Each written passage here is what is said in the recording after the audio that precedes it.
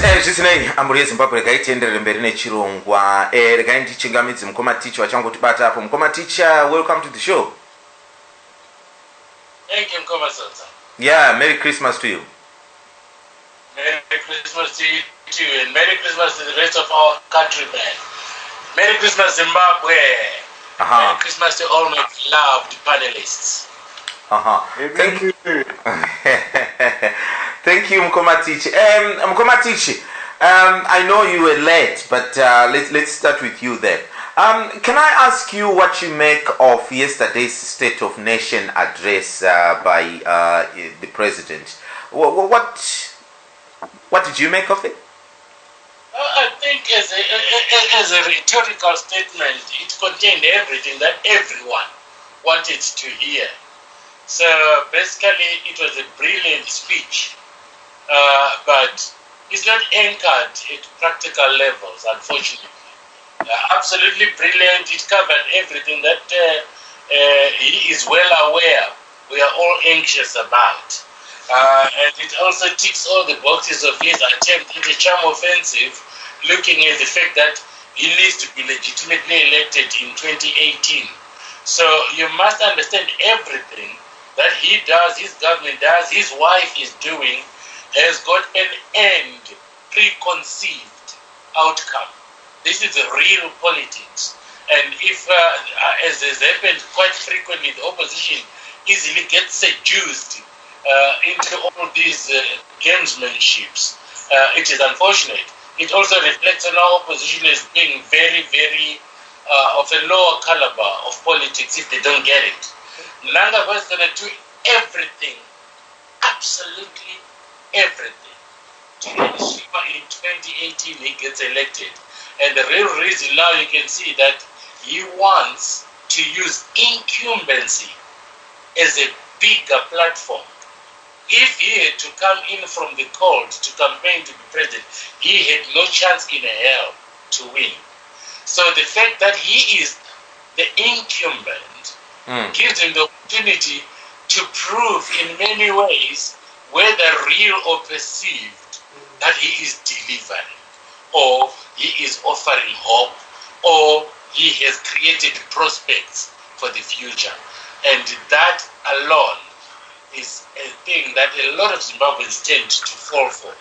The only counter to that is a rollout program by the opposition and no stops pulled to ensure that they have a counter message that shows that these are the same people that created the situation we are in.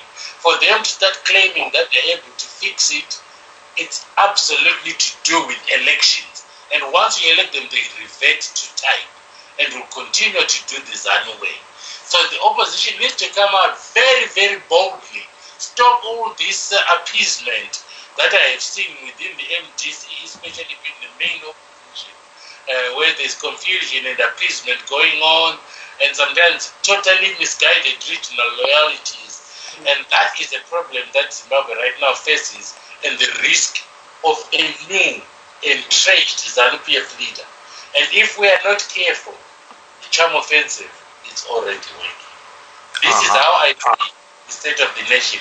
It was a good state of the nation, but when you look at the facts and figures from a budgetary point, from what he was talking about, the allocations that have been set aside for sector-specific export promotions, there is no volume there. There's nothing to enter anything that he said. It sounds good on paper, but when you look at the fact, that's where people like DT and company should really come out and state clearly, these are the facts and figures.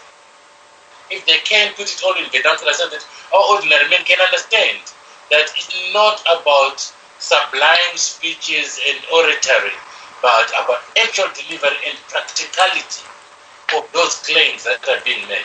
As it is right now, a bag of fertilizer is $50. A bag of fertilizer, 50 kg bag. Now, if you think about it, maize is being sold by GMP at 250 per ton. Now, if it's going to be 50, how economic is that? How does that economic? It just doesn't make any sense. Now, if you think a whole chicken is going to be worth $26, I mean, I can go with my whole family for $26 at Nando's and enjoy free drinks and other sides for that 26. How can a chicken be $26 anywhere on earth? You see? So if you are going to be discussing the speech, I will say the speech was absolutely fantastic. Big on rhetoric, but empty on practicality. Okay. Right. Okay. Thank you so much, Mkoma Teach, on that. Mkoma Wilbert, you heard what the president said yesterday on that Sona speech. What did you make of it? Honestly, I was disappointed. I think he still doesn't get it. He started off praising the coup as if it was a legal thing. The coup was illegal. We cannot keep on breaking the law and then revise the constitution to suit our own circumstances. The present regime that is there now, it is illegitimate. That is a fact. As much as I didn't like Mugabe, nonetheless, if we start encouraging people like Chiwenga to think they can take the gun and point it at somebody and say, okay, now you sign here and say you've resigned, we open a Pandora's box and there's no closing it. That is where the problem is. We have got a regime that, to be quite honest, actually, if we think about it, this is not the first coup these thugs have performed. In 2008, when they realized that MDC had won, they staged another coup. And it is the same thugs. Mnangagwa, Chiwenga, and all these other guys who are now, some of them are already in government as ministers and so forth. They are the same guys who have been plotting vote rigging all along. Okay. Mkoma Wilbert. They're promising us free and fair elections. What reforms have they done to ensure that they're going to be free and fair elections? They are the ones who are rigging elections. No, Mkoma Wilbert, a small question to you, because I know that he started he was endorsing what the coup trying to legitimize it, to say that it was constitutional, they were well within their rights and stuff like that. That apart, what about other stuff that he was talking about? When you look at what he is putting on the table economically and all that kind of stuff, didn't any of those, you didn't think there was a bit of substance there? No, okay. On the some of the economic things that he was proposing, to be quite honest, it is easy to see why the economy would recover. Because let's be honest, what Mugabe was doing, some of it just mind-boggling, just doesn't make any sense at all. And some of the things that Chinamasa has already said, I think I saw somewhere where he's saying he has already fired 500 plus people, who were in the civil service and they're not qualified and they were being paid for absolutely doing nothing. That makes a lot of economic sense. So on those issues, yes, there will be significant changes. But what we have got to realize here is, as a nation, we've got to look at the long term. When some of these economic policies are failing to work, he will be reverting back to the same vote rigging and thuggery that ZANU-PF is renowned for. And that is what we should not lose sight of. Okay. All right. Thank you so much, Mkoma Wilbert there. Tete Noma Zulu. Yes, hello. Yes, Tete Noma Zulu, did you listen to the speech that he did yesterday? Yes, I did. And what did you make of it? Well, there are certain pertinent points that I wanted to hear. Yeah. I didn't hear those pertinent points that I personally as a Zimbabwean wanted to hear. I wanted President Mnangagwa to go further than what he said in the inauguration speech. I wanted him to tell us that, look, we are a nation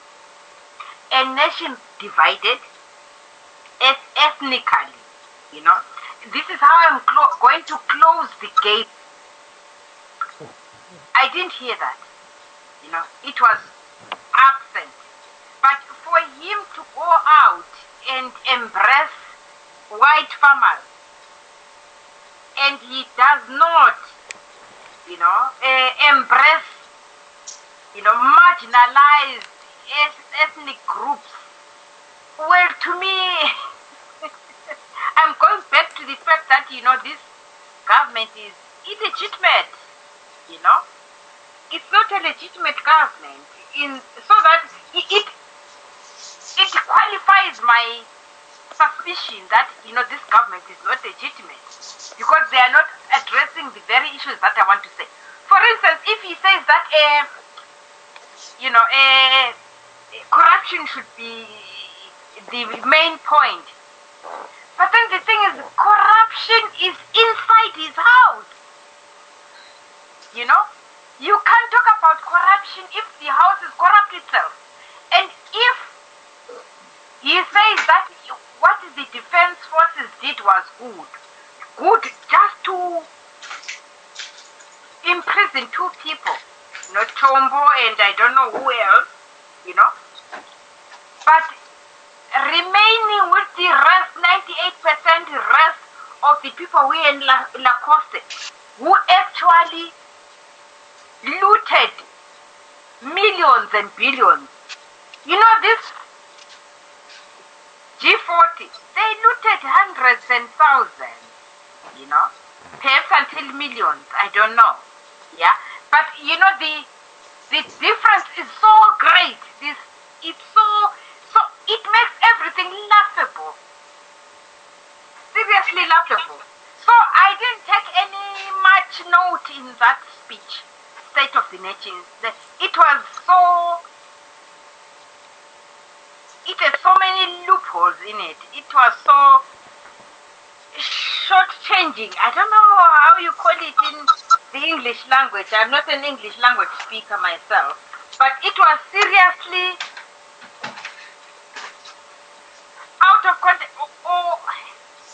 It had so many loopholes, let me say. Okay. It wasn't enough, Yeah, obviously you're not very, swayed with it. You didn't think it was, it had any substance in it. You think it was just a talk, really, isn't it? It was not even hard talk. I think it was a soapy. All right. Thank you so much, Tit. Thank you. Sekuru. Yebo mzukuru. Asipana uri kunetsa muoffice menyu kaniko. Yeah. Pane munhu anga achinetsa munomu watovhara dhoo. Ndatozvinzwa kuti pane munhu ari kukunetsa ikoko.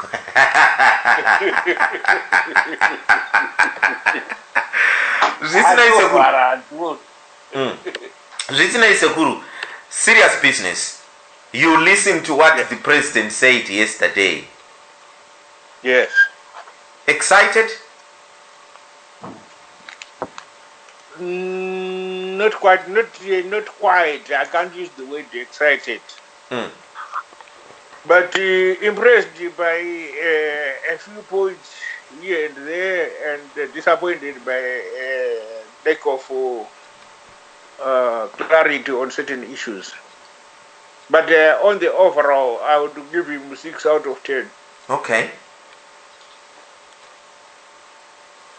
6 out of 10 because he said some of the things that you think should be said, and some of the things that you think should be done. In terms of capturing what is wanted by the nation.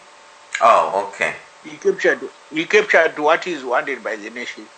In terms of detailing it as the president should do in giving directives to Parliament, because the purpose of that speech is to direct Parliament to debate those issues and to direct the executive into focusing on the main areas. So in terms of giving them the direction, in terms of perfect, in terms of detail of what is going to be done to meet those overall objectives, very disappointing, because you look at certain things that you are talking about there. Very critical, like fighting corruption. But you can't just say we will fight corruption. How many times have we heard that?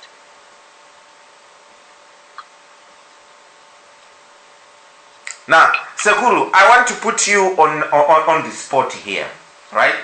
Yeah. Let me put you in the shoes of Emerson Mnangagwa, and you become a president, and you want to tell and show people that you want to fight corruption. What should you do? What should you tell people for people to say, oh, we have not heard that before? It's very simple. Ah. I don't talk about it. I activate the institutions that are already in existence to fight corruption. And I unleash them on the corrupt. Mm-hmm. That is, in my case, because I'm not corrupt, I don't have anything to fear. So I'll tell them, go and arrest so and so, go and arrest so and so, and I want them to answer on this, on this, on this. Papa Chiranduim. Yes. And can you name some of those people? Of course, there are so many of them. Let me start with Mnangagwa. He must tell the police to come and arrest himself. Right. That's not going to happen.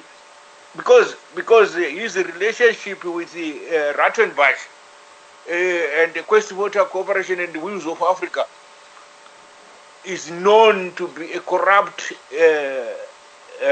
relationship.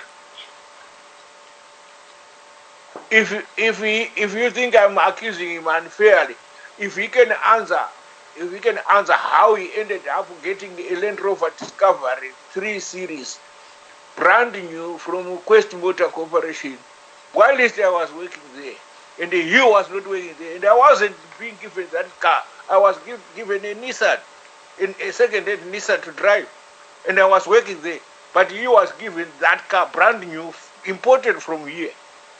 How did he end up getting it? Mm-hmm. Right, okay. So Sekuru Murukuti mimi iye Mnangagwa vanotaura nechirungu vanoti charity begins at home. He should come clean himself and say, listen Zimbabwe, I was doing this deal and that deal and that deal, and I think there's a bit of corruption there. We want to rectify it. Saka, I'm putting this money back and I'm naming this one and this one and under kutamba naye my deals. It should stop. Now I want everybody kuti aise mapfumo pasi. Yes, but he can't say the law, the wrath of the law will be unleashed on everybody who hasn't, because I got a list. Why are you keeping the list? If you are the president, why do you keep the list? Now, did he say he's got the list? So I muda kuti dai akabvato nema vanhu vacho ipapo with the list, not zvokuti mangwana. No, he shouldn't have named them. He should have got them arrested and gone to parliament and said, you see, I have arrested so and so, so and so, so and so, because they were corrupt and they are answering corruption. Anybody who is corrupt is going to be arrested. Right. And then come with the speech to yesterday and say, we are tired of talking about corruption, now we are acting. Yes. Thank you very much, Sekuru, for that. Mukoma Benford. DJ Sodza. Yes, what did you make of the State of Nation address yesterday? DJ Sodza, I listened to both the State of the Nation address, but I also listened this morning his address to business people in South Africa at the Zim embassy there. Yeah. And I was really excited by what the President Mnangagwa is trying to do. Let us not forget our systems in Zimbabwe has been rotting for nearly 37 years. And you cannot expect things to change overnight. It's going to take a while. But what excited me is the vision that ED is projecting. And I'm glad even people like Nkoma were really impressed by his speech. He's trying to bring a new start, and it is up to us as Zimbabweans to support our new president. We risk, as a people, in history. Like some of the things that I'm hearing here, the history. Yet the president is saying, I know I'm not perfect myself.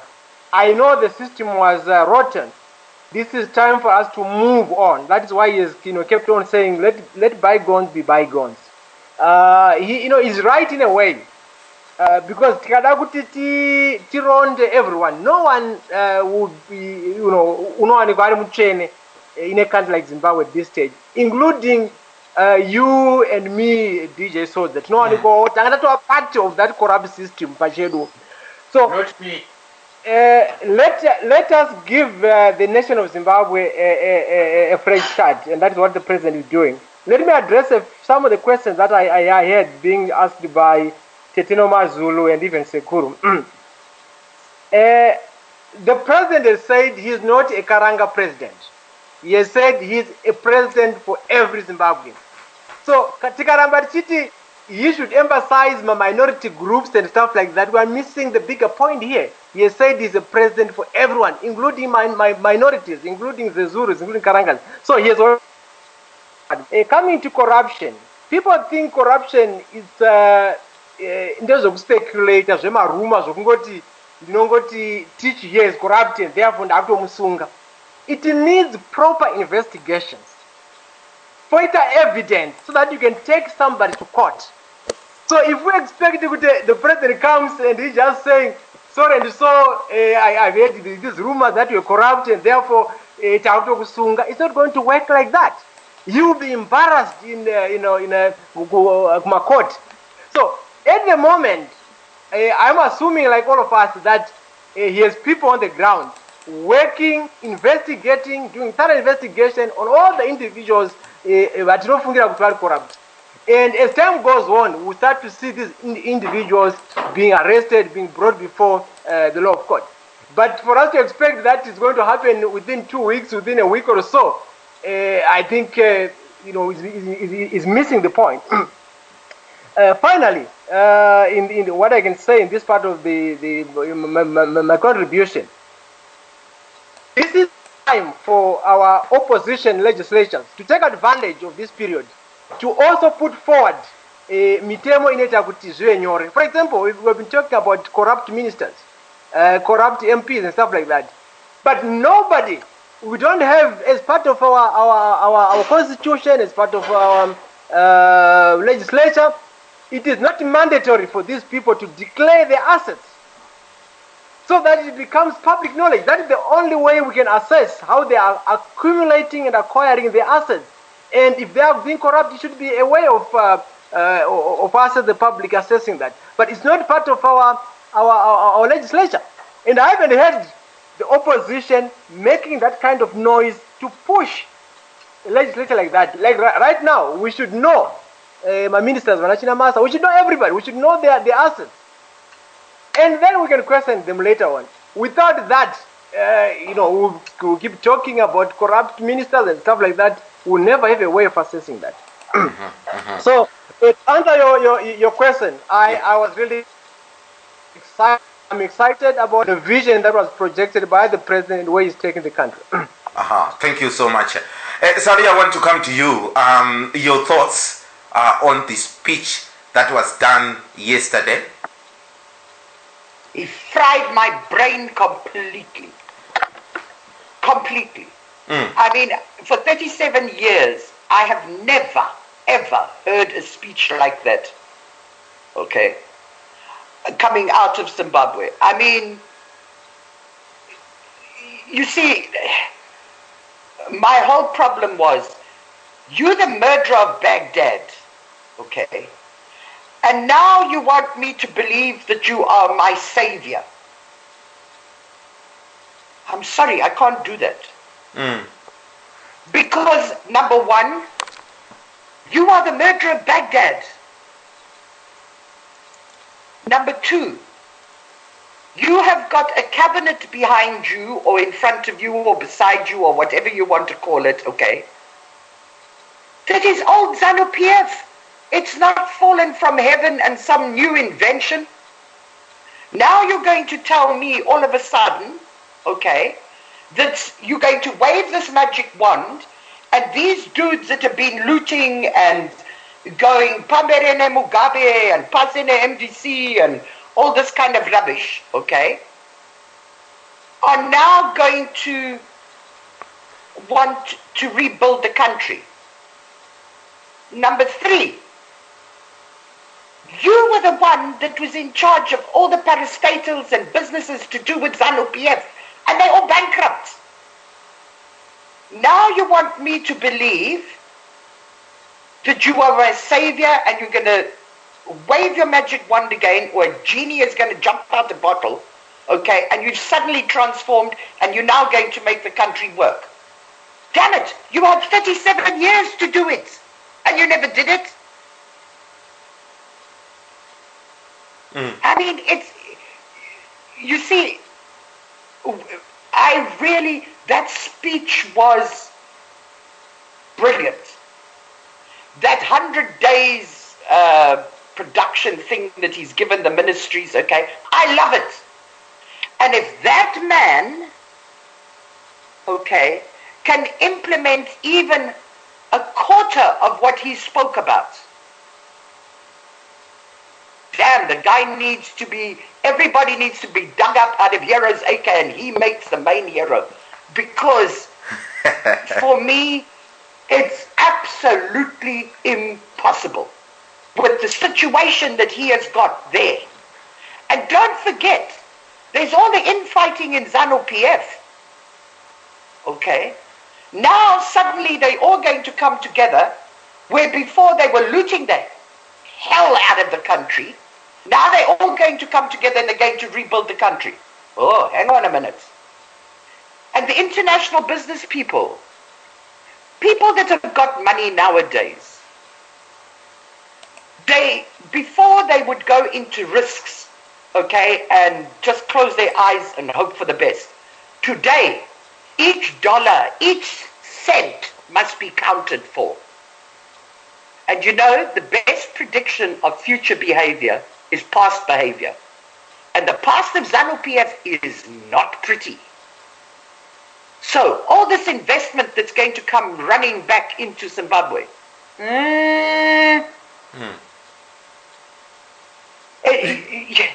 You are not convinced. You are not convinced, son. Look, I would love it to be what he says it's going to be. My problem is I'm not stupid and I don't buy into everything. I'm suspicious, I trust nothing, and I trust nobody. So, your words were beautiful for a very invigorating and really hopeful speech. I give the man 200 out of 100. I'm telling you, he was that's as a street person, he was brilliant. Right. But that's the murderer of Baghdad. Don't Yes. ever forget that. Yes. You are not convinced because from the person that is coming from. If it was, our own Mukoma Teach that has started his own party and is telling you that, and you know that he is clean, he hasn't been in the government, he hasn't been. It's a guy that is coming from the trenches. You would support that. You would accept it and support it and have hope. If he didn't have the cabinet that he's got behind him, okay, Titch, right, that cabinet that Mnangagwa's got there, I would lay my life on the line for him. Right. Because I trust him.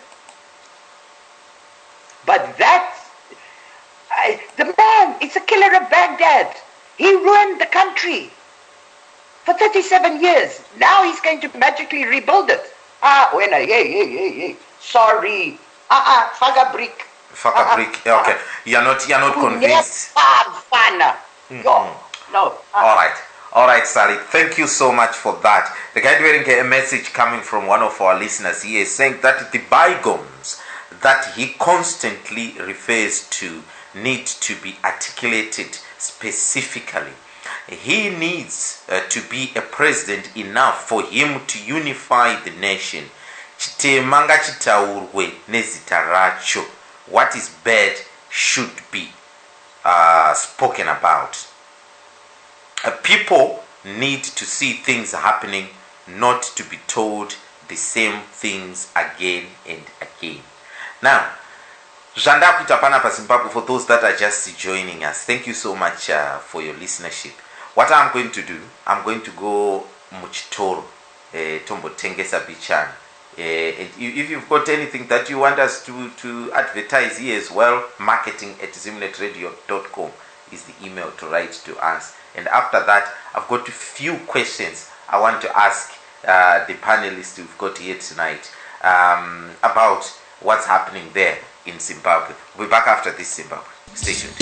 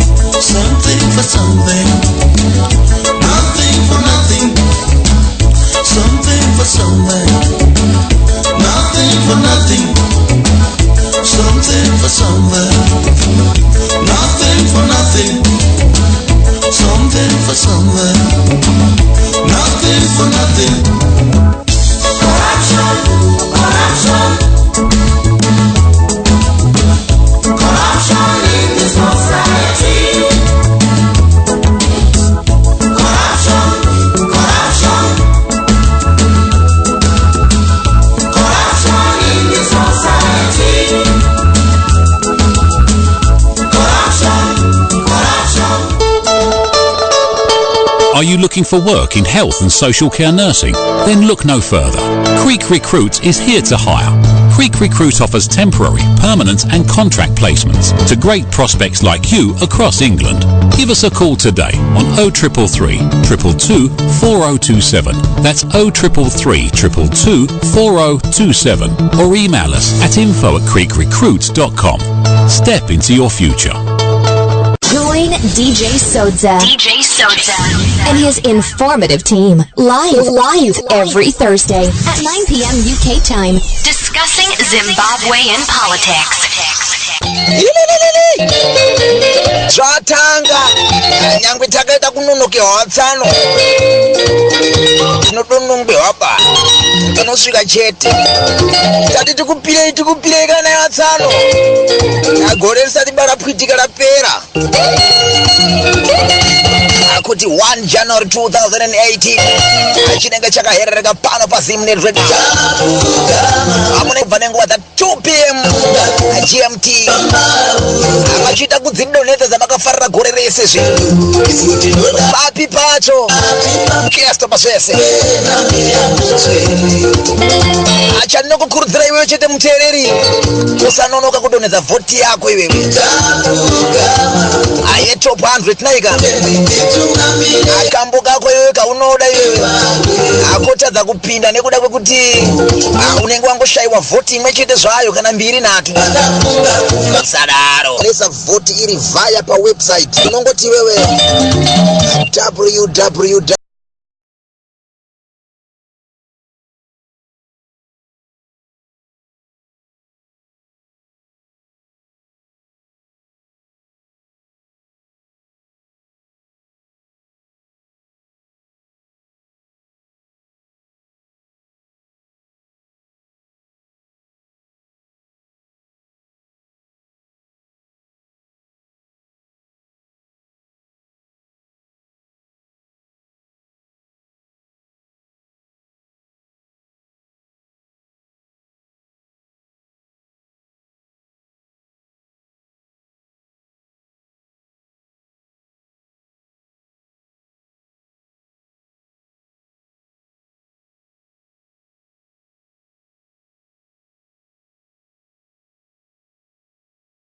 Right, zvisinei muri yezimbabwe ndizvo zvinoita. Thank you so much.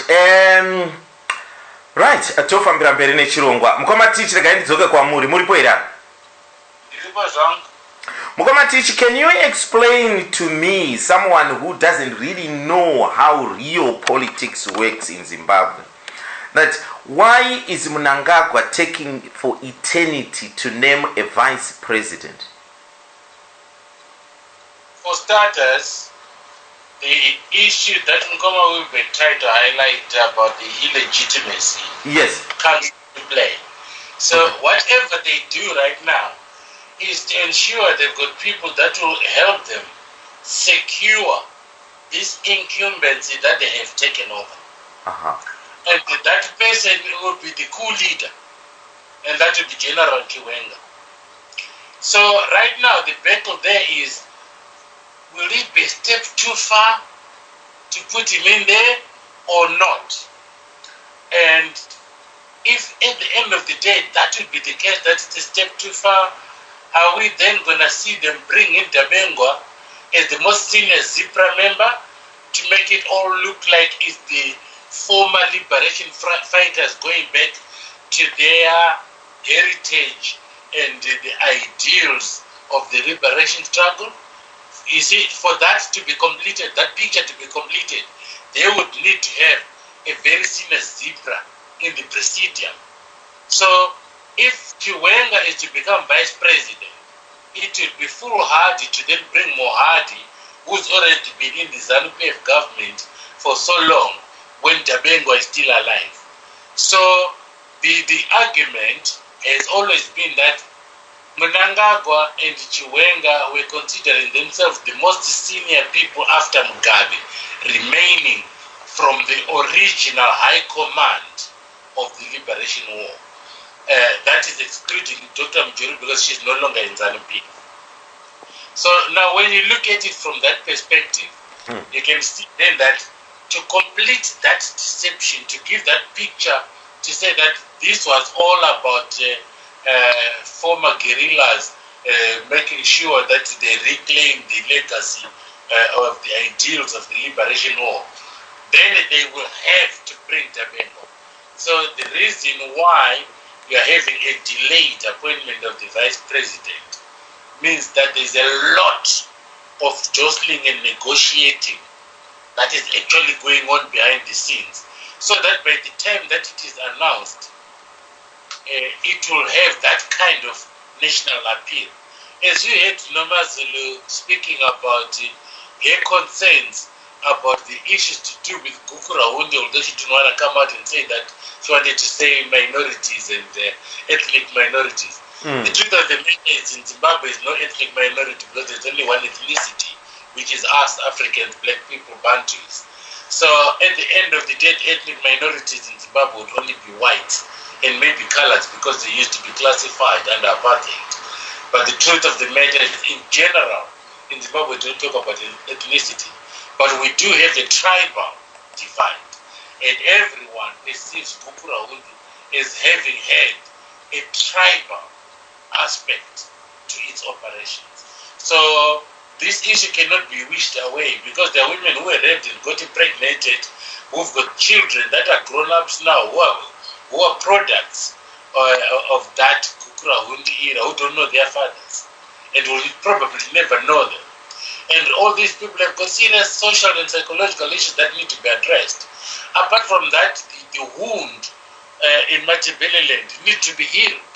And the only healing process is an official apology and an official acceptance of culpability, and saying these people should be eligible to draw from the War Victims Compensation Fund, an instrument that is already there and legal, and that other war veterans have actually drawn illegally from.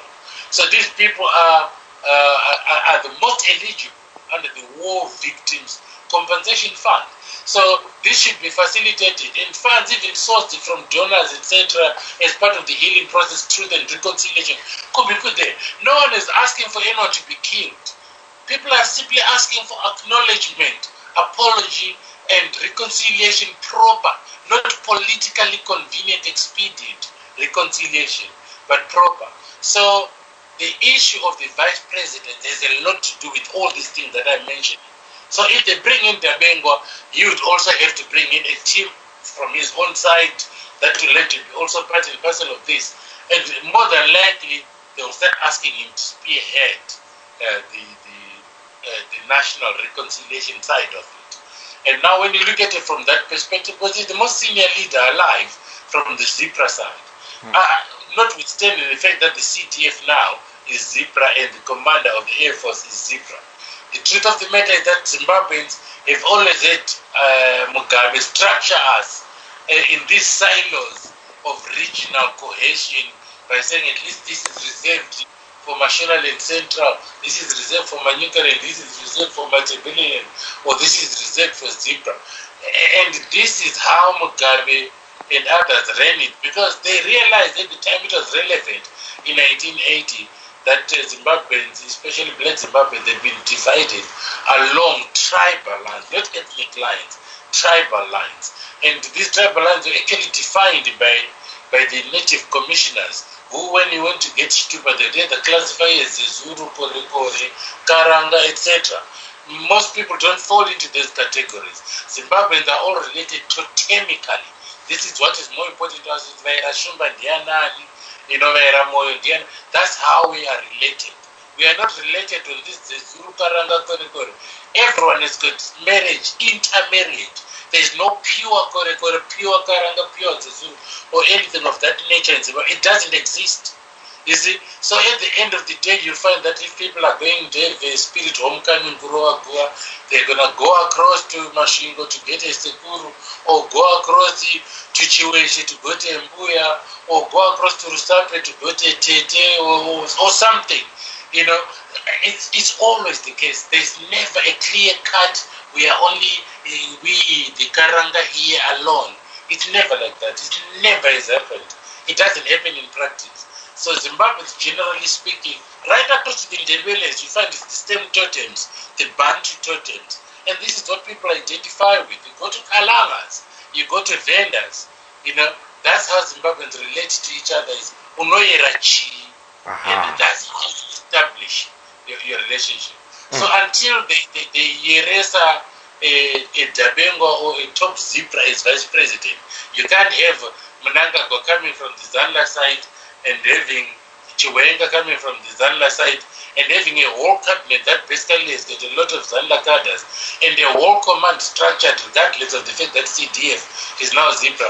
That is basically Zanda. So if they're talking about liberation ethos, I think the reason why they're waiting for the presidency is to do with negotiations that are going on. That appointing Chiwenga, will it be a step too far in terms of confirming this is a coup, not a coup, but also bringing Dabengwa then is like, yeah, we are really being ethical and we're being legitimate to the liberation struggle.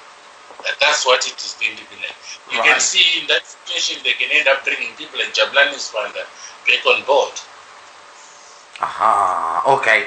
Aiwa, thank you so much, Mkomatichi, for explaining that to us and our listeners as well. I'm just wondering as well, Mkoma Wilbert there, what's your thought on this delay on naming the vice president? Do you agree with what Mkomatichi is saying there, or you've got your own conspiracy there?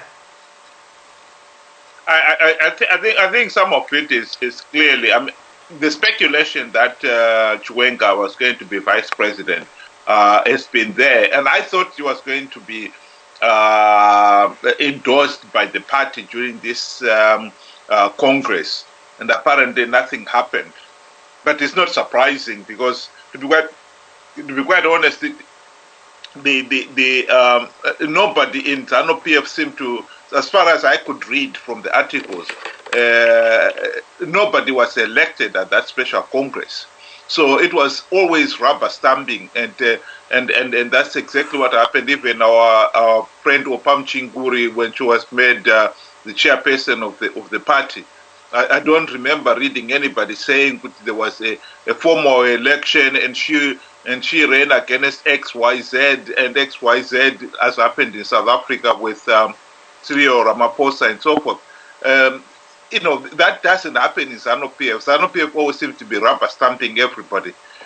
Here, I can understand why they probably are postponing it, and I agree with what Tich is saying, that it's becoming very clear since the coup that this coup was all about restoring the legacy, restoring the people who are in the Joint Operations Command power to them, and exclusively to them, and consolidating their own positions in that regard. And this is what they have done. And Chiwenga, now that has been retired, it's clear. I think it's just a matter of time before he is appointed vice president.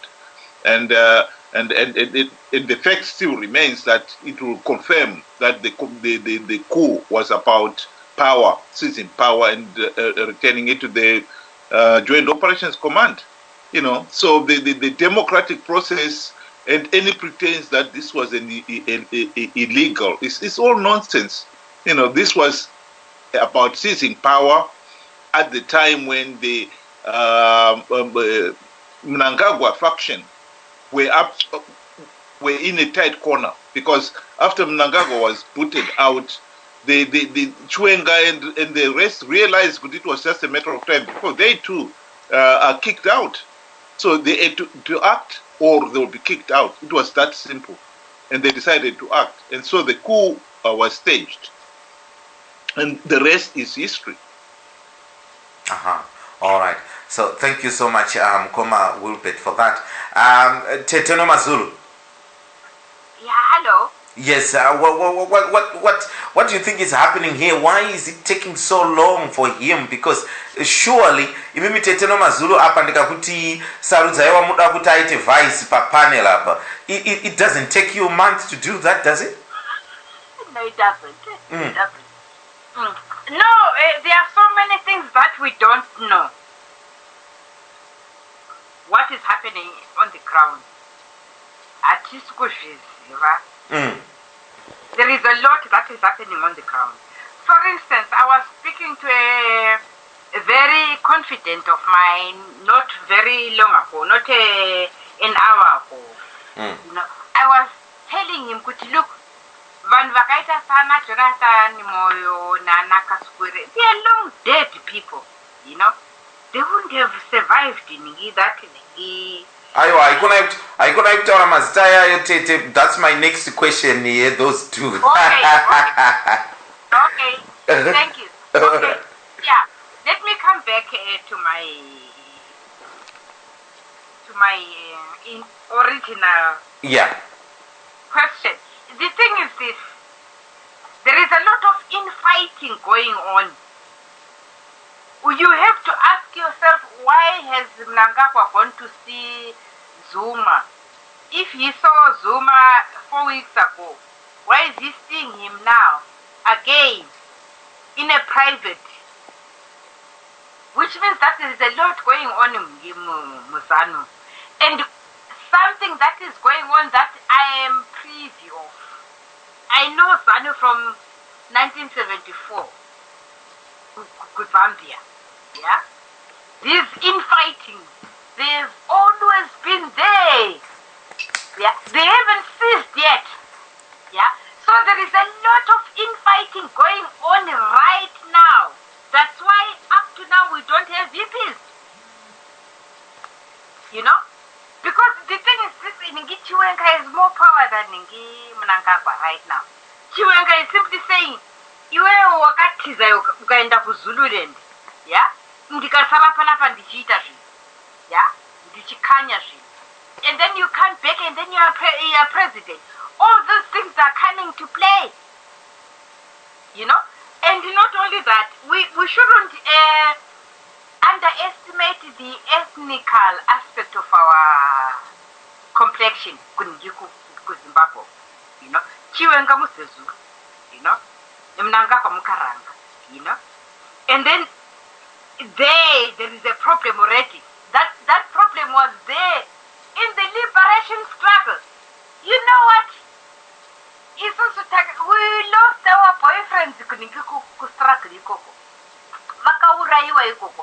because one was Mumanyika, you know, and you know, they got killed. And let me tell you one thing, for nothing. Right now, what is happening in Gifma Barracks, we don't know. How many people have died? We don't know, because there is a lot of inner fighting that we really cannot know, we cannot account for. You know, we are going to continue to write our articles, but whether they are going to be received, we don't know. You know, chokwadi ndechekuti kuri kufa vanhu mumabarracks, you know, vanhu vaMnangagwa, yeah, kune vanhu vaMujuru, yeah, kune vanhu vaMugare, yeah. There are so many groupings, yeah. Imomo mumabarracks imomo. Why is Chivenga not coming to be president? It's so easy. Yeah, it's extremely easy. And he has been relieved from his duties as the commander-in-chief of the armed forces. So why is it not so easy as to say, look, we have relieved him from the army, all credentials that might be. Now he is a civilian. He is going to take the position of a vice president. Why is it so difficult? Why is it so difficult to the extent of Mnangagwa going to see Zuma? Yeah? Why is it so difficult for Mnangagwa now to go and see Zuma? Tete, so you are thinking that Mnangagwa went to see Zuma because of this vice president issue? Because someone is writing to me that we don't even need a vice president in Zimbabwe. What do they do? Someone is asking me now. I don't want to get into that. It's another economic issue. It's true. He is very right. 96% in the unemployment. What do we need a vice president for? We just need a president until August, quite my elections. But then the thing is this, ZANU right now and the government in my positions, you know, it's not about, we don't want a vice president because, you know, we want to save money. Hakuna kusave mari panapa. You know, people eat vayadla, you know, and that is the rhythm and grammar at the moment. And kupiwa my positions, vatke further or preserve money, because now we are talking about billions and billions. So how are they going to preserve them? This is the jigsaw. How to preserve those millions and billions they have looted. You know? It's not about politics. Okay. Not at all. Not at all. It's about legacy, preserving legacy of looting. Right. Okay, Tete. Thank you so much for that. Regarding Sekuru. Sekuru, can you tell me why there's, dilly-dallings about this vice president? Do we need a vice president? Well, the vice president is provided for constitutionally, so we should not debate that one. Okay. I think the issue that is there is that there is a problem in ZANU itself.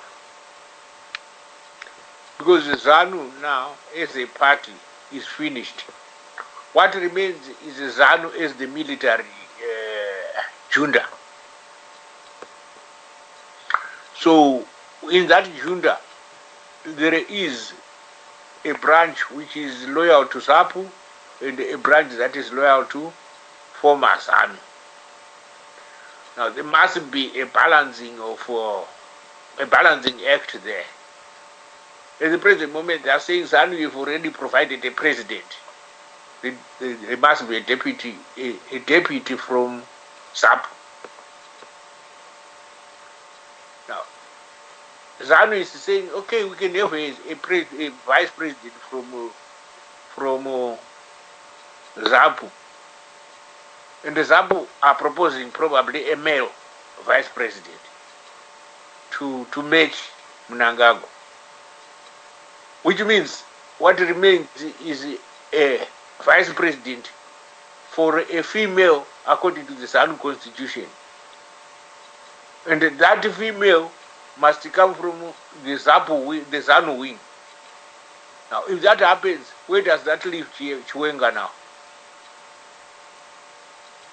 There's a big problem there, because it was created the minute they decided to push out Mujuru unconstitutionally. Now, what goes around comes around. It has come back to haunt them now. Chiwenga might even not want to be a vice president. I don't think he really wanted to relinquish his position as the commander of the National Army or the defense forces. But I think, given the fact that he had staged a coup and he was no longer clean in terms of the international view, the other soldiers, senior soldiers, said, no, we can't have him there. Otherwise, this government will be said to be a coup government, and it is correct because we will be calling the shots through Chiwenga. Now, for Mnangagwa to get Chiwenga and make him his deputy, there is a problem there, because Chiwenga does not believe that Mnangagwa has got the graffitas to be his president. Chiwenga was very open. He says he respected Mugabe, he enjoyed Mugabe, he knows Mugabe better than Mnangagwa, he believes in Mugabe better than Mnangagwa. The only problem that Chiwenga had was with the Grace forcing Mugabe to go against his liberation colleagues. That's where the problem was. If Grace was not part of the equation, there would be no problem. So, the naming of the vice president is going to present ZANU PF a few headaches. But knowing ZANU, they might just bulldoze through and say Chiwenga is vice president and whoever is from Matebele is vice president. Finished. With the kind of people that we are, that will go through. Nobody will object, nobody will demonstrate, nobody will do anything. It will just die a natural death. Excuse me, Sekuru. Right. Okay. Excuse me, Sekuru. Quite well. General Davengwa, ningi mandate yake inobva kupi kuti ave VP, because akarambwa kakubulawayo nekumatebelele kwese, be it by general elections dzeku 2013 nema-by-elections akaitwa, vakarambwa. So where is he going to draw his mandate to become nominations chete ari kuitwa apa here? Well, I don't think I'm talking about any nominations or anything, because this government has got no nominations. This government is by appointment. Mnangagwa was nominated and imposed by the army.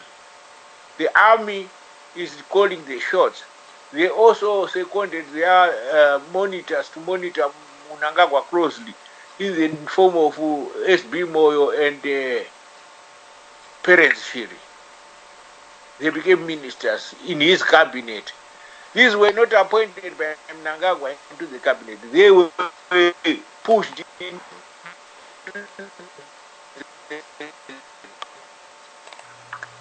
Right. There was a constitutional breach. And then Mnangagwa was forced to make him a special advisor, which is a ministerial appointment disguised as a special advisor. He is getting the ministerial, all the ministerial perks. Okay. So, right. Okay. Sekuru, ndazvinzwisisa zvamuri kutaura ipapo. Thank you so much. Regai ndifambire mberi because I've got another question that I want to ask before we leave here. We've got half an hour. Mukoma Benford. Yes, DJ Sodza. Yes, Mukoma Benford. What's your take on this? What's all this dilly-dallying? I don't see any problem. I don't see why people should even be bothered about discussing that. Yes. We are only 6 months from an election. Whether we have a vice president now, should that matter? It's a ZANU-PF of internal affairs, and Is it not constitutional that we should have a vice president in Zimbabwe? It is constitutional, but I think there are better, there are more important issues to discuss. I agree with Mkoma Tich's analysis about what ZANU-PF is trying to do, and probably the negotiations that are taking place. But as far as I'm concerned, it's a party issue. They might be strategically looking at, how they should, they would want to go into the next election. And they are looking at pros and cons of bringing in somebody like Dumiso Dawengo on board, which would at least bring the, Matabeleland vote, to them. So, as far as I'm concerned, that's more like a party issue. And some of the analysis we are doing on this show, to be honest, I think it's very low-level analysis. For somebody to say that President Mnangagwa had to see Zuma because there's a crisis in ZANU-PF, I don't know how, how we can seek so low in terms of offices. Mnangagwa was going to meet business people in South Africa, in South Africa, and you visit you're in somebody's home, you give him a courteous score or a courteous visit. There's nothing wrong with that. That is why you also had to see Cyril Ramaphosa, who has just won the ANC president nomination. So he's playing, he's meeting his colleagues. There's nothing wrong with that. It doesn't indicate that there's a crisis in ZANU-PF. And again, some of the analysis, I wonder at times if this is how the image we are presenting about our country. If somebody is listening to my sister here, Nomazulu, you would think that the Zulus and Karangas don't see eye to eye. It's as if we're killing each other every day in Zimbabwe. There's nothing like that. Okay, like rightfully Mkoma Tichi explained these things. We are all the same people. We're united by our totems. That is what unite us. But we are talking as if Mazezuru, Zineba Karanga, they were always on each other's throat, and even the Mandeve. That is not the case. Okay, let's be honest when we analyze the things here. Kuma barracks, let's not be speculative. There is no one who is being killed or murdered in barracks. Okay? The fact that you have never seen any figure being presented in the media, it shows there's nothing that is happening there. Let's not be speculative here. And one last thing, Isha, I want to point Mukoma Sodza, it's about the Gukura wound apology. I don't want to trivialize it. Okay? The President Mugabe himself, he described this as a moment of madness. Okay, that's how he described it. You can go and listen to his speech, funeral ya Dr. Ngomo. He said this was a moment of madness. Now, if we are going to say everyone who was in ZANU-PF should apologize for Gukura Wundi, the last time it was Maimu Juru should apologize for Gukura Wundi. Now it's ED. It's going to be Chiwengwa. It's going to be everyone. The best apology we can give to Gukura Wundi victims, in as far as I'm concerned, is if we develop Matabeleland, if we provide them with jobs, we provide them with infrastructure. That is the best apology we can give to them, instead of a verbal apology. Words don't mean anything. Mnangagwa can speak today and say, okay, I'm sorry for what we've done. In principle, he has already done that.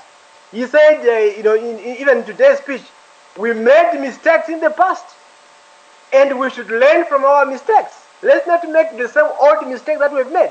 In as far as I'm concerned, it could be taken as him acknowledging the wrong that he has done, and therefore an apology. So, again, let me say this. Let us not enslave ourselves in history. Okay? South Africans recently, like I said, Cyril Ramaphosa, if they are going to say, because he knew Pakatika Marikana massacres, therefore we're not going to respect him, he's not going to be our president, they'll be pulling their country back. And that is almost what we are doing. No one is perfect. If Changirai becomes the president in June, you will still find people who say he's not perfect. Point and highlight so many things that are negative about him. And it's not going to help us develop our country. Okay? No one is perfect. Mnangagwa, he has his problems. So is you and me. We all have our problems. All right. So let's think broadly. about our country. Let's not restrict ourselves. That's what I can say. All right. Thank you so much, Mkoma Benford, for that. Sally, what's your take? Ask a quick question there, DJ. Benford, would you agree that this let bygones be bygones should not be used as a cover for interfering with justice? Because if we're going to have the law, and if you break the law and then you turn around and say, "Oh, let bygones be bygones," we are interfering with the justice system. We have a lot of things that has happened in Zimbabwe, and we have not investigated them and get to the bottom of it. We're talking about corruption here. If we're going to say let bygones be bygones, how do we know what you stole? And surely, particularly some of them were amassed a lot of wealth. Surely some of it you should give it back. And if we're going to say let bygones be bygones, all we are saying is whenever you do something wrong, we cover it up, sweep it under the carpet. I don't think that is right. Okay.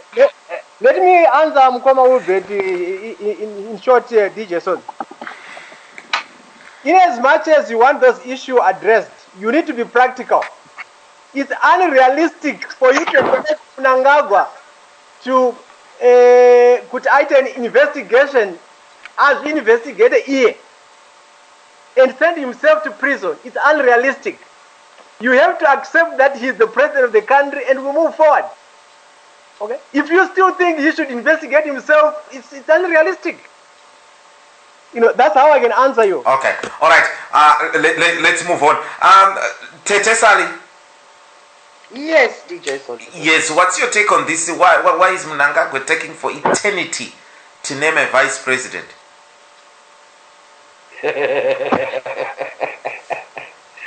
He's got to name his boss as vice president, and he's got to find out how he's going to get Chiwenga in there, okay, without the international community splitting completely, okay?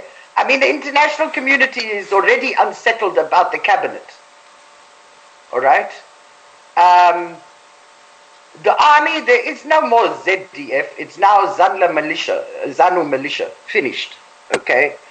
Which to me is absolutely disgusting. And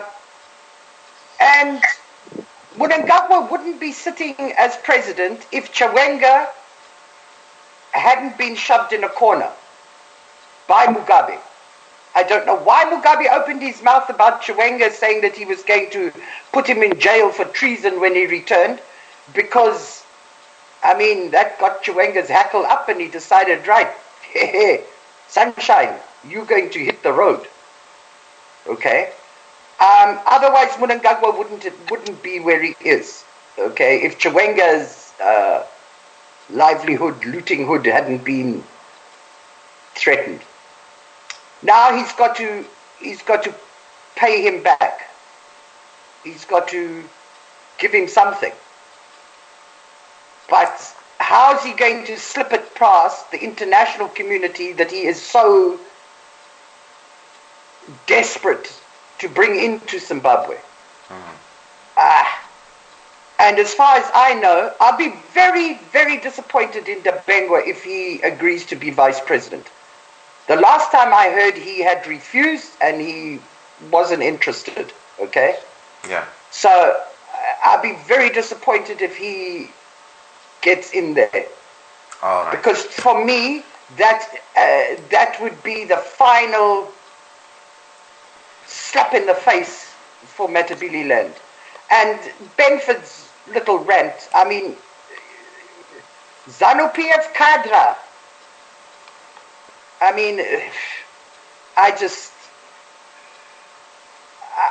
It makes me laugh, okay? But how he's going to get Chiwenga in there, that's going to be very interesting. Hello, Fali. Right. Yes, Namazulu. Yes, Fali, please. Yes? Let me correct you.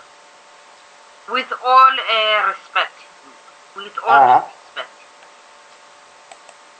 Do not consider General Dabengwa as the voice for Matabele land. Yeah? No. He lost that long back. Uh-huh. He lost that in 2013. Yeah. The people from Matabeleland rejected him and Zapo. Yeah. And they rejected him again when they were by-elections. So, him being brought in as a vice president in this Mnangagwa government has a lot to do with him only, not Matabeleland. He is not going to represent Matabeleland at all. Okay. All right. Okay, cool. You see, can I just say something quickly, okay? What blew me away completely with this Mnangagwa cabal that he has sorted out around him, okay? They all had some part in the Matabeleland massacre. And that blew my mind. He has surrounded himself, or Chiwenga has surrounded him, this Mnangagwa thing, okay, with these guys that had something to do with that Matabeleland massacre. And that frightened me. That really, really frightened me. I thought, whoa, what on earth is going on here? Right. So, I mean, how he's going to get Chiwenga in here, it's going to be exciting to watch. Yes, it's going to be exciting to watch from the outside. All right, Zimbabwe, thank you so much. We want to move on. Pane vamwe vari kutinyorera pano hanzi iko kuSouth Africa kumbori nei akatizirako now he's gone again. There is something fishy going on with Zuma and the likes. This one is saying that ZAPU has already provided the two top generals so that ZANU provide the president and vice president. ZAPU has to put a female. ZANU has already provided a female in the past. Let me just open this up. Yes, has already provided a female in the past, which ZANU has not done. Dabengwa does not fit in the mix at all. Right, okay. Chief Social Mascara say? Taskera DJ and Mascara say Maria Zimbabwe. I know you're late, Chief Social. We've got 15 minutes. Yeah, we've got 15 minutes before we finish. So we want really in brief. You know, Chief Social, we always preach to democracy to Zimbabwe. Regardless of urimu ZANU, urimu ZANU Ndonga, urimu ZAPU, urimu MDC, urimu. If you are Zimbabwean, ukanga wapara mhosva, you should be tried. Mataredzi mhosva zviri pachena pasina kuti kumba kwenyu Chief Social tinongoya tokutorai and you disappear from the scene and nobody will ever know kuti what came of you, makaenda kupi and all that. Now inino zvangu don't aikona kundirova, or because I'm just playing a devil's advocate here. Someone has wrote to me kuti DJ Sodza chimbobvunzai vanhu vamunavo papanel penyu kuti does anybody know where Jonathan Moyo and Kasukuwere is? Are these people alive? Are they dead? Who knows? Now, as a Zimbabwean, these people really we do no matter what you think about them, people should know kuti vanhu ava vari mujeri, wakasungwa, wakaurawa, wakaenda kupi. What's your take on this? Where are these two men? Democracy amurutaura DJ it went out through the window the day we celebrated Chiwenga and his army taking over the streets. I will quote the late Edgar Tegere. He said, once upon a time democracy was in the intensive care unit. Now it's in the mortuary. It's dead. Let's forget about democracy in Zimbabwe. As long as Mnangagwa and his army are in charge, there is never going to be democracy. So we can talk all we want, but we kissed democracy, a few months ago. Now that question that person is asking is the question every Zimbabwean should be asking. Where is Jonathan Moyo where is Xavier Kasukuwere. As much as they were ZANU-PF, and maybe they are still ZANU-PF, as human beings, ubuntu chivanhu chedu chinoti hakuna munhu anongouraiwa agotsakatika zvigopera zvakadaro ende tigopinda musi tigopemberera kufa kwavo. We should be asking questions really. Where is Jonathan Moyo? Everything that ZANU-PF has tried to play to us, the propaganda that they have tried to play to us, it's not working out. When people started asking those questions early during the time of, when Junda was taking over, we were sent pictures where we saw Kasukuwere and Jonathan Moyo. Someone was saying those pictures are old pictures. Those are old pictures. And then, quietened down a little bit, and then we started asking questions again, and then we heard that they were in Kenya. But Kenya, if someone is in Kenya, they search through the immigration authorities will tell you that someone is in Kenya. That search was done, and I'm telling you, it was done. There is nothing. There is no one in Kenya. So we had another school of thought or another propaganda that was told to us that said they walked on their own. Say we're given, these stories. But a search in Botswana, in South Africa, in Zambia, where they could end up if they walked, proved that there was nothing and nobody went in there. So they're trying to cover up every time. And the latest version is that we are hearing, because some of us were actually making investigations. We heard that when Mugabe left, he left with them. It was as part of the deal. And I was asking, we didn't see them leaving. And then the person asked me, did you see Mugabe leaving when he left? And I said, no. But again, I don't think that is true. And then after that, we had the Interpol story that they were being sought after by Interpol. But these people, they think we are stupid. If someone is wanted by Interpol, Interpol is a public institution, and those are public records. You can easily see that someone is on Interpol's list. And anyway, why would Interpol even entertain that? Because these people are not convicted. They are not convicted criminals. They cannot just put someone on their survey or on their database who is being accused, who has not been convicted by a court of law. So really, as Zimbabweans, we should be asking, where is Jonathan Moyo? I know Jonathan Moyo, that Twitter handle, everything that we are reading, that's not Jonathan Moyo. There's something seriously wrong that happened.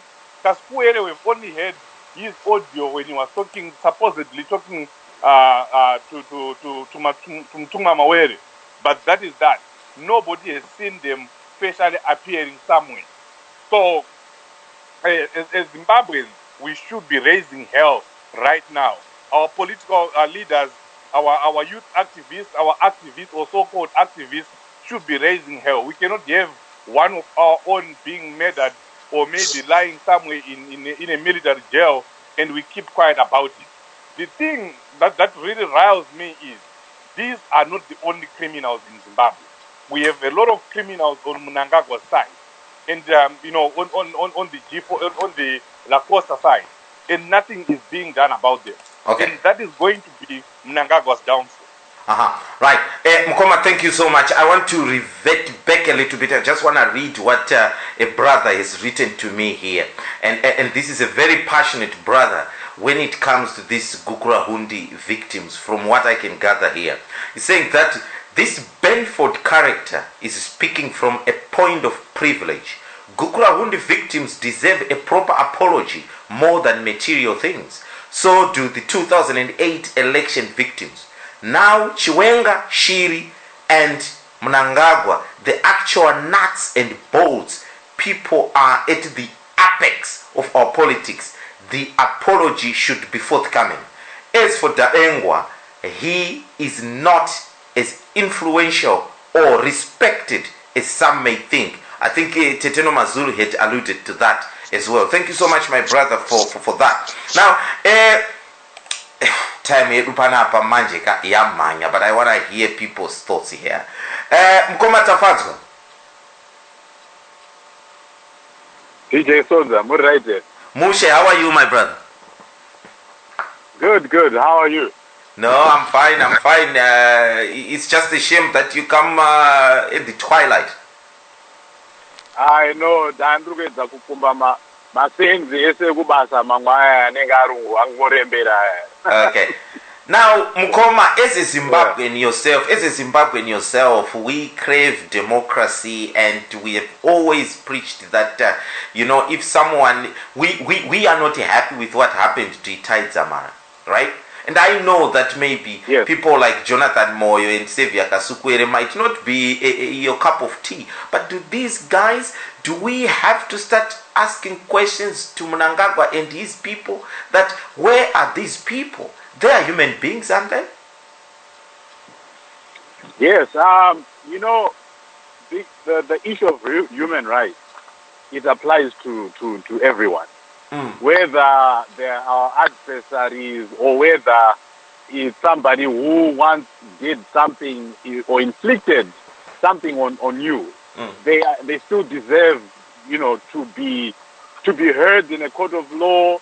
If they are missing, to be investigated as to what caused the circumstances for them to be missing. Human rights apply to all human beings. That's why when vanenge commit crimes kudhara vanopiwa due process yavo in a court of law where evidence is provided. They argue and they defend their case until proven guilty or innocent. So there should not be a selective application of the law. Right. So, Mukoma, from your point of view, really, who should be asking these questions to these guys that, where are these people? Where are they? Well, as before, human rights lawyers have always been in the forefront when there have been any human rights violations amongst the citizens of Zimbabwe. And I have even heard so far echoes from human rights organizations about what is going on, where they, and what is the situation surrounding them? Are they being unfairly targeted, persecuted because of personal vendettas? Is that what this is about? I've heard my human rights lawyers already start to talk about this. So it's being covered. I don't know to what extent, since these guys are in exile, and they're clearly in exile somewhere. So, but like I said, I believe as Democrats, as people who have been championing for democratic dispensation in Zimbabwe, this is the beacon of light where you have to show, are you truly one? And in supporting and saying, look, if these guys broke the law, they deserve their fair share, they deserve a day in court to prove it. But they cannot be unfairly incarcerated. Okay, so Mukoma, you are saying Kutimimi, Kasukuwere, and Moyo, they are in exile, and I quote, they are in exile. So shall we come out and say Itai Dzamara is in exile here? What evidence is there to suggest that there is different to these two stories? Because they have shown themselves, they have presented themselves in another country. Have they? They clearly, yes, they have. Where are they? Akabuda achitaura na uyu, like you mentioned, Mawere. Jonathan Moyo, akabuda ari kuKenya one just recently. Excuse me. Those Kasukuwere's voice was not Kasukuwere. And those photographs that we saw from Jonathan Moyo in Kenya, they are not recent photos. They are very old photos. Madam, there is no clarity as to who is where. But I can tell you for sure, these people are in exile. That much I know. That much I have heard. So, there is no evidence, my brother. No. Wait. Let me. Yeah. It's very difficult. Mukoma teacher, I'll give you opportunity. Mukoma tafadzwa mungapedzisei.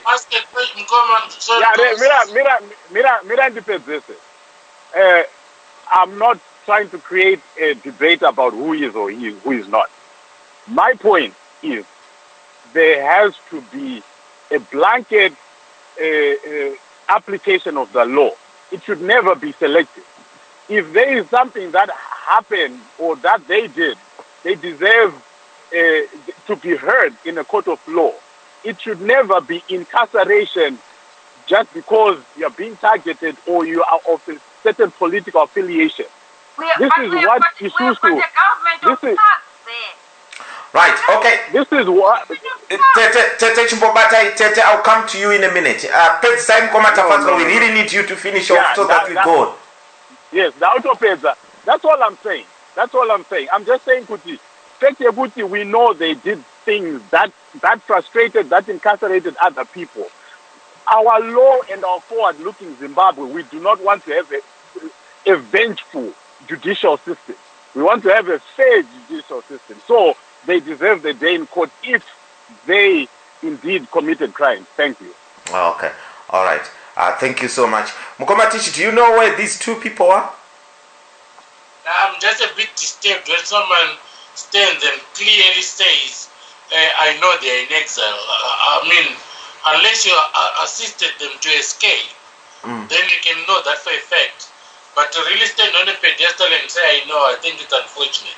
Let's say if they are in exile, they deserve a fair justice system. But you should not make such declarations. The pictures have been proven to be old. The wife of Jonathan Moyo has not spoken. From what we hear, the government of Kenya is involved. Jonathan Moyo and Mnangagwa could not have escaped the Dawn raid. How would they have escaped? They could not have escaped. No one anticipated or expected what happened to happen. Everyone was caught by surprise. How did they escape? There is no chance of them having escaped, especially in such dramatic fashion as they crossed the through game reserves and blah, blah, blah on foot. That is a very long tale. This government owes us an explanation. They raided all these people. They accounted for Chombo, and we know that there is allegation that some people died at Chombo's house. We know that at least, according to Patrick Joao, who we know actually came out on video, that at least 7 people were killed. Many were detained in the barracks, those that were thought to be sympathetic to Mugabe and his family. And there were issues to do with Chihuri himself was at some point confined and was only brought out for that Asante Sana greet and meet. There's a lot of questions that are very, very unclear about this coup. It's not as smooth as people want to make it. It was not as smooth as people want to make it. It's why soldiers had to stay on the streets, because there was always fear that there could be a rebound on it. The truth of the matter is that the government has now taken shape. Mnangagwa is in charge. We need to know what went on. Where are these people? They can't be hiding from themselves. They would be coming out right now wanting to be heard. That is not happening. Today, Mnangagwa came out saying, Kuti, they are where they are and they've been doing some certain things. That's all he said today. So he knows where they are. He did into it himself. Mnangagwa should simply tell us where they are, not all these others. It's just like corruption. He says, I know who are corrupt, I've got a list. Just don't tell us about the list. Just go and arrest these people. All I'm saying is... Hold on, I wanted to respond in full. All I'm just saying is that there is no chance of escape from what happened. Nobody who was in the country could have escaped that. Because if bullets were fired and guns fired, and then someone tells me that Kasukuwere escaped gunfire from trained soldiers, the whole army unit of special forces, and helicopters marauding, and they tell me he would have simply surrendered. The fear that some of us know, induced by simply a helicopter with a Browning machine gun facing down, tells you to put your hands up and lie down. No way that those two would stand and say, be James Bond-like and escaped. This is nonsense. Personally, I don't even to anyone who wants to give it any semblance of dignity for us to be told things like that. That's not James Bond. All right. Okay. All right. Thank you so much. Sekuru. Sekuru, can I come to you? Sekuru, I know Kuti, these people are not your cup of tea, but should the public demand to know where these people are? I have demanded to know where they are. Oh, okay. And have you got an answer for us? No, I haven't got an answer. Actually, I put something on my wall to say, whatever the person has done, whoever, I will never support an injustice to one of ours. In particular, these two guys that you are mentioning, they are not the only ones that are missing. There are quite a number of people that are missing. The problem we have now is that some of them are not prominent enough to be mentioned. Absolutely. Thank you, Sekuru, for that. So what should happen is the relatives of these people should approach either the political party, the opposition political parties, because they can't go to ZANU-PF because ZANU-PF is responsible. So they can either approach the opposition political parties or the law enforcement officers. The unfortunate thing is if they go to the law enforcement officers, they will not get any jobs. The only other alternative is to approach the NGOs and say we are missing our relative, we don't know where the person is. And then the matter is taken up from there. At the present moment, without a complainant, it's very difficult to find, to fault the government.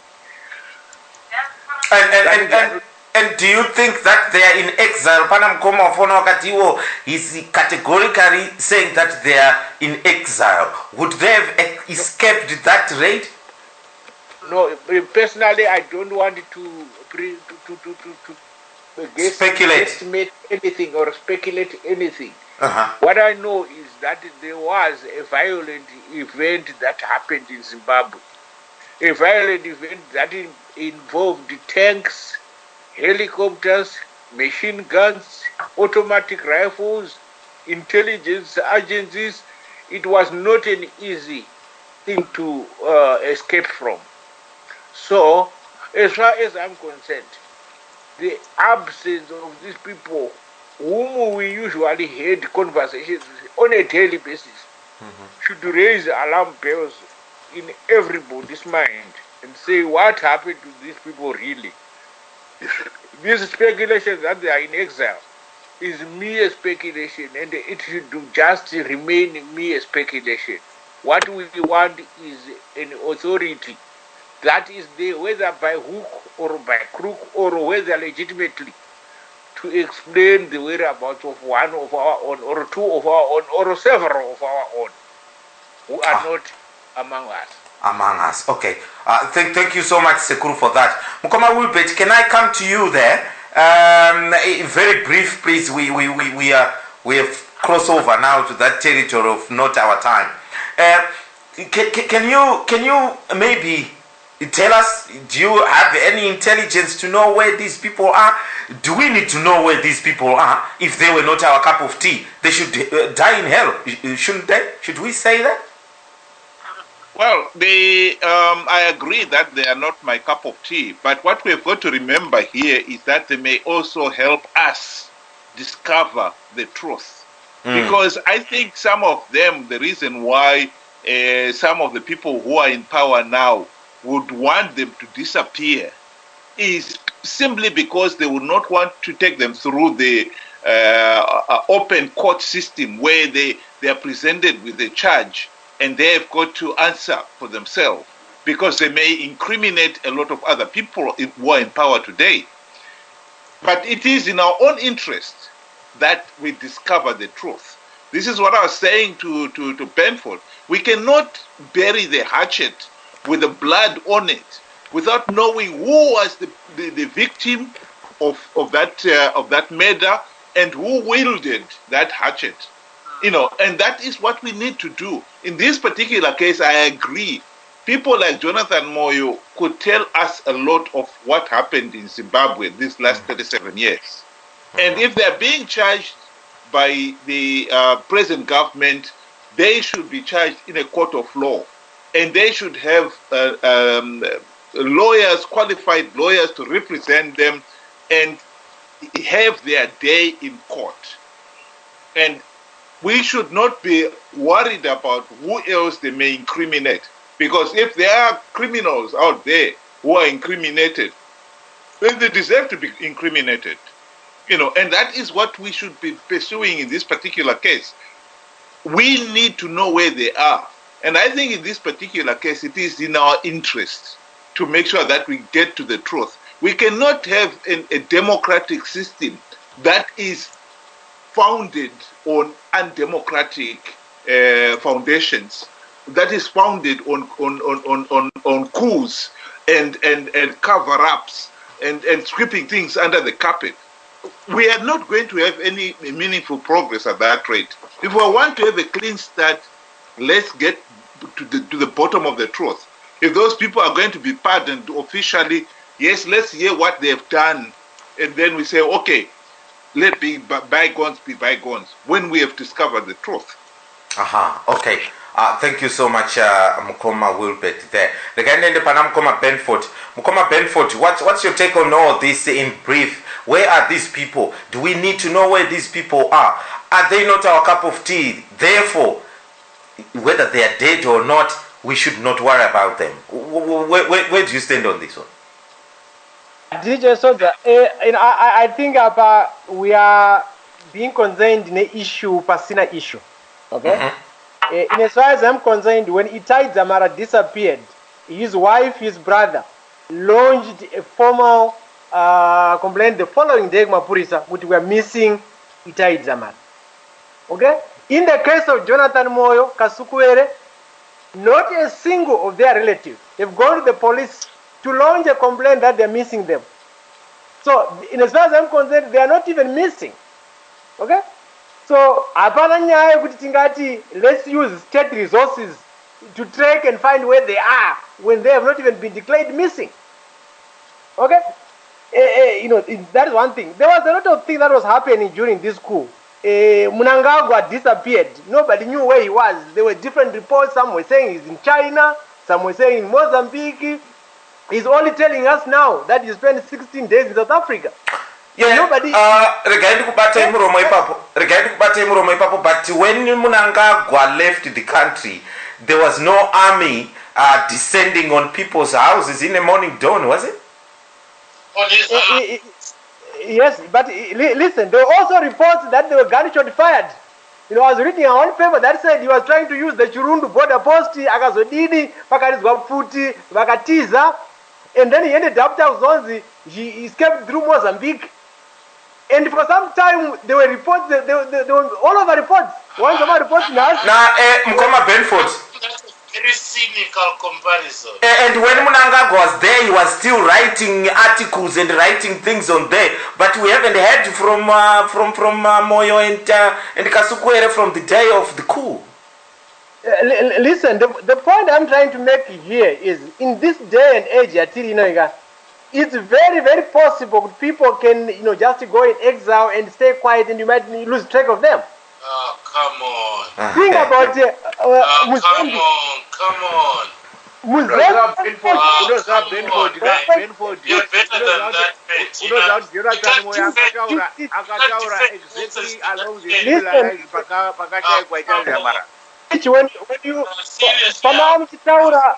when you were saying, when you were talking, Nataka but I tell you that Mama It sounds ridiculous. That's according to you, and that's your opinion, and you are entitled to your opinion. I think we must let him finish. Right, okay. Hold on. Better than that. Hold on. But I Magadaro, guys. Mkoma Benford, please, page side. Let me finish. The point I'm making is, you look at Muzembe, okay? There were rumors that he was in the Cuban embassy. Okay? It turned out that he himself, he said he was in a hotel. Okay? This thing happening in Jonathan Moyo and Kasukuwere. Soldiers. Listen, this was Otaura. Okay? There could be anyone in the world. How embarrassed would it you Mubi kana Kasukuwere Jonathan Moyo wakabuda mangwana they are seeing one of my live I pictures. wouldn't be embarrassed. We have just mentioned that there was no way to escape. Okay. Why should we spend time hypothesizing and all these dramatizing things? Kanawaka, the truth is not hypothesizing. The raids happened. Why are you making it like it's a theory? It's not a theory. Okay. So what? The raid happens, but it's not a priority. We have both better things. It's a priority. They said the coup was bloodless. They said the coup was bloodless. Alright. Kana ukashaikwa iwewe pano pa radio. Tikakuvunza kuti ko Benford ari pi ausi kufara were. Kana mukadi? Saunomboshaikwa pano pa radio tichivunza kuti ko muzukuru wa Benford ari pi. Ausi wokufara ere kuti. Chingwa sekuru. Sekuru. Ndosaka ndakudza kuti pakashaikwa itaidza mara. Munina wake nemukoma wake vakataura kuti amushaya. Have you heard anyone achitaura kuti tashaya Jonathan Moyo kana tashaya Kasukuwere? Have you heard any of his relatives saying that? How are his relatives going to say anything, Benford? The relatives will be chopped up as well. You have just repeated what I have said. None of their relatives are saying they're missing. That's what. How are the relatives going to? Who are the relatives going to say they're missing to? Mnangagwa, our relatives are missing when it was because of him that the relatives went missing. Come on, please. You don't have to be a scientist. There's so many avenues. There's so many avenues. Can I ask you a question? Yes. Nkoma Benford. Yes. Let's say, just to follow, for the sake of accepting it, you also have your opinion and we have our different ones. Yes. Disappear or they are missing. Don't you think under the circumstances, the fact that Zimbabwe were raided by the military during the process of a coup that has elevated the new government, including the coup leaders, into positions of power, that they have an obligation to account for those missing that were involved directly in the process of the coup? Don't you think, just on the basis, isiri kuti vakaurawa kana kuti tinoda Mnangagwa kana kuti hatimudi? Don't you think it is duty bound to account for them? Yes. When we get to that point where they are declared missing, then it becomes the state's responsibility to account for them. But as it is, you are saying picture Jonathan Moyo is fake, it's a long time, he's tweeting, it's real. It's all speculative. So we cannot be talking about them. So what you're saying is speculative as well. Let me just finish the question. Nkoma Benford, let's say it's speculation and people are anxious and worried and concerned for them.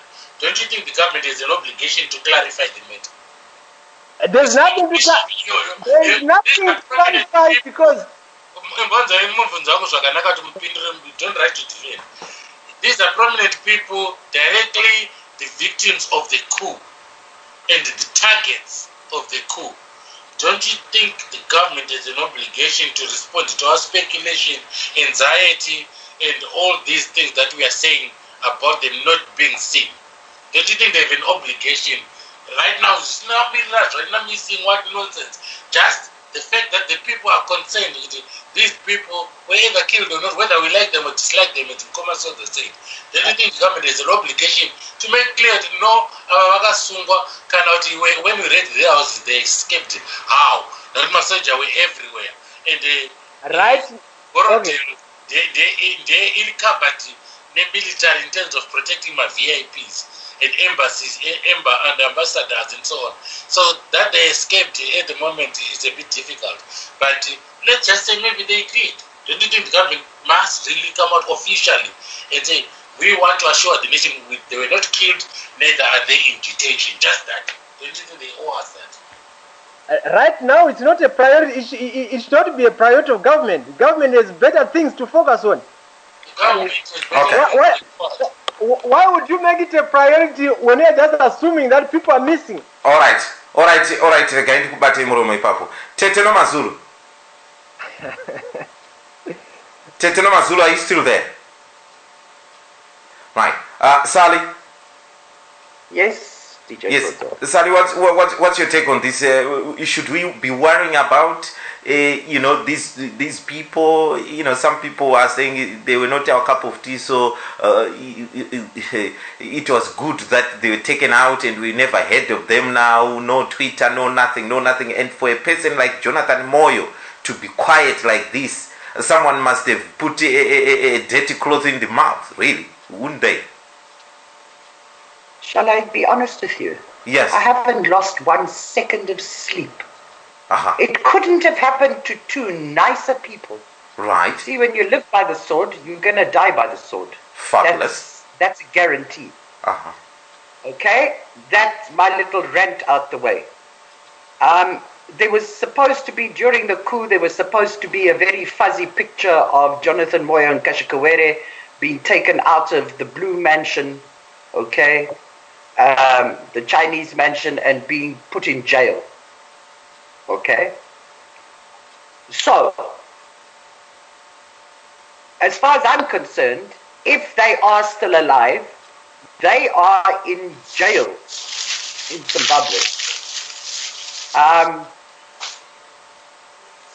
Sally, my problem is I don't think they're alive. Sally, I know. If you are saying that, if you are alluding that they are in jail, why are we being showed Chombo and Chipanga in jail, in handcuffs and foot cuffs and all the rest of it, but not Moyo and Kasukuwere? What's the difference there? Can I answer that? Okay. Chombo, I just say what I'm going to say, and then you can carry on. Poor old Chombo. I don't like Chombo, but I mean, the guy is being held up as a I don't know, like a mascot. Okay, I mean, it's just pathetic. Chipanga, I mean, that guy, until he got arrested, okay, he was just a mental case. Look, as far as I'm concerned, if they aren't in jail, they're dead. I mean, to survive what they are supposed to have survived, for me, I can't see that happening. Okay. So I mean, you think they're dead, sir? Look, to survive what they were supposed to have survived. Kasukuwere, you haven't heard boo, ba, or hee-haw from him that you can say, right, that is Kasukuwere. Jonathan Moyo is supposed to come out on Twitter. When you read that Twitter stuff, it doesn't ring true to me, okay? So, either they're in jail, as it was shown. You see, it was very quickly shown. It was just that one report that they had been taken from the Chinese mansion and transported to jail, okay? That was it, and the picture was very fuzzy. It wasn't a clear picture. You didn't hear anything more. So for me, if I'm going to believe something, it's going to be that they are there being held, okay? And I wouldn't like to be them, because what they must be going through, I'd rather be dead. Ow. Okay? Because I don't think, if they aren't parading them like they do with Chombo, okay, then it's bad news. It's bad news. As to being in Kenya, I take that. I take that with a grain of salt. Okay, and as to the relatives making a fuss out of it. No, as to the relatives making a missing complaint, who do they complain to? You complain to the police. Who controls the police? And who controls the media in Zimbabwe? Exactly. You see, the media, this is what irritates me about the media. The media, there are no more journalists, true journalists. It's just this, I don't know, they want to sell the paper, okay, they want to make money or whatever it is, get readers or whatever it is, and they are so misleading. I'm really angry with the Zimbabwean journalism that's going on at the moment, and it could be really, really good for the first time for a long time. And we're getting pumped out this rubbish. Okay? Okay. Right. So, I mean, look, to me, there's a 50% chance they're dead, and there's a 50% chance they're in jail. In Zimbabwe? Further than that, yes. Further than that, nothing. All right. Teteno Mazulu, ndambokudaidza apo mukaramba makanyarara. Are you still with us? Yes, I am. Ndakandiripa what they say stum. Okay. Now, I didn't realize it. Teteno Mazulu, very, very quickly, where do you think these guys are? And do you give a damn about it? I do give a damn about it. Even if you don't like them? I'm not especially Jonathan Moyo was not my cup of tea. Not at all. Not at all. But where they are, I'm very concerned. In as much as I'm concerned where Itai Tamara is. Right. And I'm sure I'm going to take it up. You know? Where are these people? Because you know these people are our citizens. Yeah? Can you imagine if I miss Kunoku German? I'm sure you are going to be concerned with the hey, Munaka Zimbabwe. Where is she? What has happened to her? You know? Equally I'm concerned with it. Now with all their, you know, problems and garbage that they have, you know, I'm extremely concerned because I know history as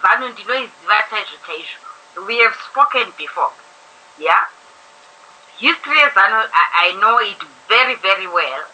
And I cannot imagine how Jonathan and Kasukuwere would have escaped Zimbabwe alive, even if there was an agreement between the military and the Mugabe that these people should be given a safe passage. A safe passage. And then after that, there was no passage at all.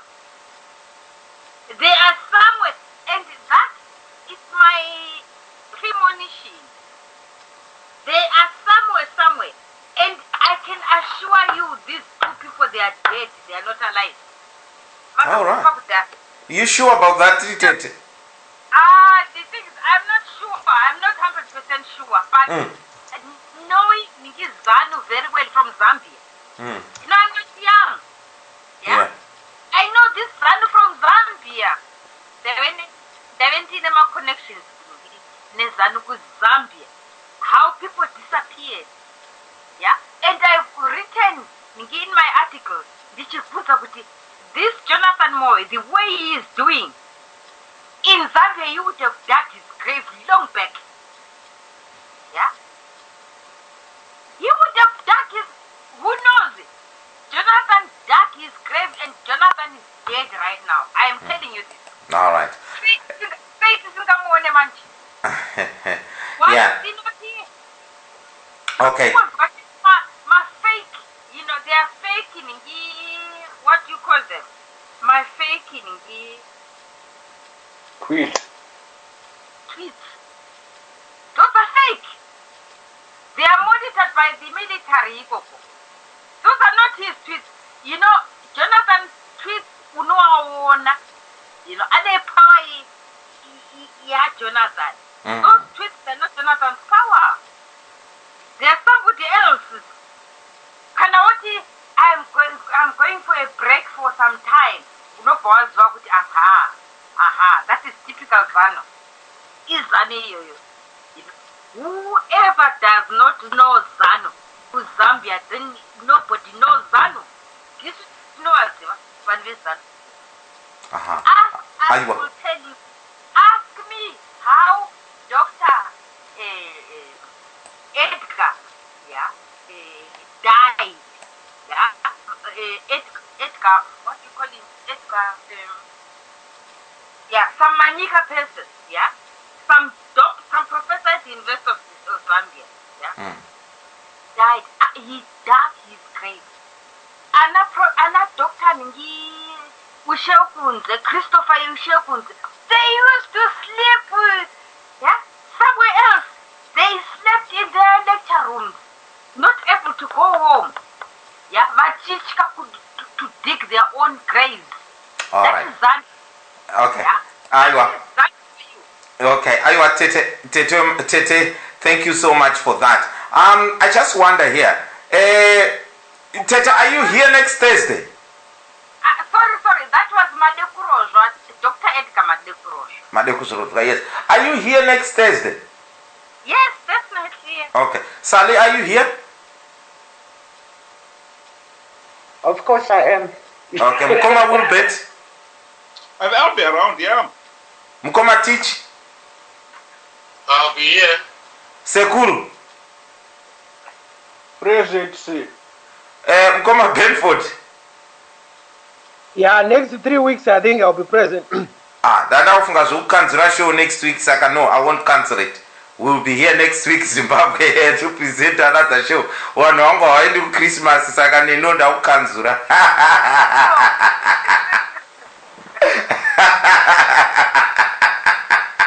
Just a quick closing remark. Ndimbobvunzawo zvemubvunzo kuna mukoma Benford kana kuti musukuru Benford kana kuti whatever I call him. Nai mukoma Benford pakashayika Itaizamara paya hama dzake dzamhangara. Muchiri kurememba zvakataurwa naEnergy Mutodi na Jonathan Moyo. I remember that. I think Mutodi said he tied Zamara in Botswana or something like that. Okay. I might be wrong, but yeah. So sorry. Called Jonathan Moyo. I can't remember what he said. He said something like what you said. It's not a priority for government to be running around looking for what they said. There are so many people. There are so many people going missing in Zimbabwe, in South Africa, and everywhere. You know what, Seguru? Yes. If people were demanding, would let know what happened to Itai Zamara, that would make sense, Kwandiri, because these guys were surely someone at this stage should be willing to tell us what happened to Itai Zamara. But for us to be focusing on Jonathan and Kasukuwere, I for some reason, you lose me there. At this no, stage. isusu zvatinoita muzukuru. We don't look at these issues Jonathan kana Kasukuwere. We look at these issues senyika. Kuti what happens kana mumwe wedu akaita go missing in these circumstances? What should we do? So we are trying to plan here to say let us say Jonathan Moyo na Kasukuwere tisati tichangwa kutaura kwavo. Zvakanaka here munyika medu izvo zvokuti mumwe munhu unongo disappear just like that and we never hear about him. Yes, Sekuruma mambopa example yakanaka, manditi muzukuru wangu tikakushaiwa pano paredhiyo tinonzwa kurwadziwa tinogona kubvunza handiri ka? But hamungangotangi saizvozvo zvimotonyorera ku United States Home Affairs Ministry kuti tiri kushaiwawo Benford tiudzei kuti uri kupi. Zvinogona kuti unozva chogona kuti tidaro chii? Chinogona kuti tidaro ndechekuti the last time you were seen ka wakanga uri mubatwa hwevanhu kuUnited States. Saka toti ko munhu wedu wamaiona iwayo makaisa kupi? Vamakareidha. Yeah, but pane vehukama vari mudhuze iko zvino zvika Jonathan Moyo une vana une madzikoma une vaninyina. Surely one of them cannot ungada akatadza kunyora even a Facebook post kuti my brother has been missing for this long. Kana Kasukuwere angacho munin'ina kana muzukuru ungatadzawo kunyora kuti sekuru wangu has been missing for this long. I agree with you, but don't you think kuti circumstances ari pavanhu ivavo vauri kutaura ivavo are extraordinary in that vanhu vakabata hama dzavo vaitsvaga vaida kueliminate hama dzavo kubva padhuze napresident the former president, to be quite honest. Vakanga vakanangana nevanhu vacho nehama dzacho idzodzo kana angoti pfiyo unopinda pachipamana dzombe. Yeah, but that was but like... also, hang on a minute, Benford. Yes. Okay. How do you know that the military aren't keeping an eye on that family to make sure that they don't start anything? That's exactly what I've just said, Sally. I said, don't you realize that those people are also under the spotlight? Yeah, of course they are. Yes, but do you think that if they went under, do you think if they went under the military thumb that they wouldn't have made a big noise already? Listen here. They also have relatives, but outside the country, like you and me. It doesn't matter, Benford. If it was my brother who was missing, I would be making noise from this end to say, people, my brother. Yeah, and that end, your family gets beaten up. It doesn't matter, but I would be making noise for my family. It doesn't matter, yeah. To you, maybe it doesn't matter. Look at what person Zamara... It's not easy for him. What person Zamara did is not easy for him. But not everybody in the family is Zamara. Because everybody in the family is Zamara. You don't think about those things when your brother is missing. Of course you do. You don't think about that. Person would have been dead a long time ago, but he's still making noise. He's still demanding.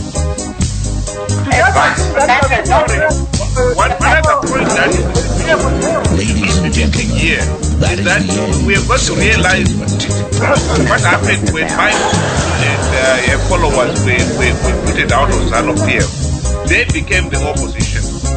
We can expect the same thing. Why is it Mnangagwa is saying we've got a new Zimbabwe, a new era, and yet he is prosecuting those who could be his political opponents? You know, we want a democratic dispensation, and a democratic dispensation accepts that there will be other people with a different point of view.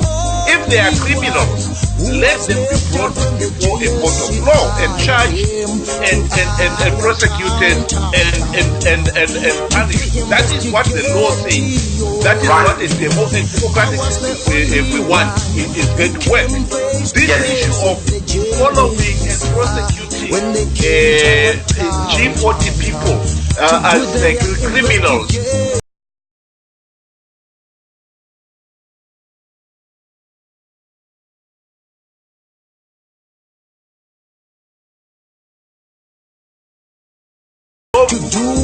Alright. Okay, thank you so much, Mkoma Wilbert. midnight, Kuno United Kingdom. It's a very good morning to you. And ladies and gentlemen, a Merry Christmas to you all. I wish you have a wonderful Christmas, and I wish